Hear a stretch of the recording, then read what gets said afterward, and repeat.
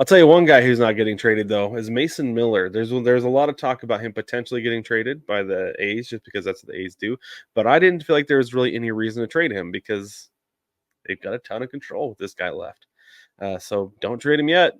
Let him continue to get good or get better before you deal him because he'll just get worth more if he has a good year next year too. So hold on to him and trade him, and especially this year they're not going to trade him because he broke the pinky finger in his left hand. This is according to manager Mark Kotze. He said that Miller broke his hand by pounding his fist on a padded training table out of frustration after he was reminded he still needed to do his post-game lift. Little bit of a temper tantrum. That's a crappy way to break your finger, man. I know they say it's a fracture break, tomato, really. Even if it's not a complete break, you know.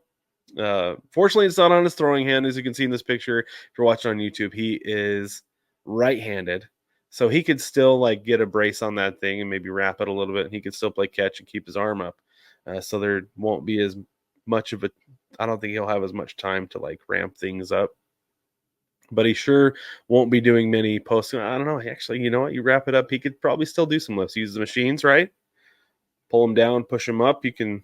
How many of us, when we're doing the shoulder machine, right? The shoulder press machine. Just use the heel of your hand. You can get away with that probably. Probably hurt though with a broken pinky. But anyway, he'll be out for a little while with a with a fracture on his left pinky. But he followed Crash Davis's advice and he didn't use his throwing hand. So good for him.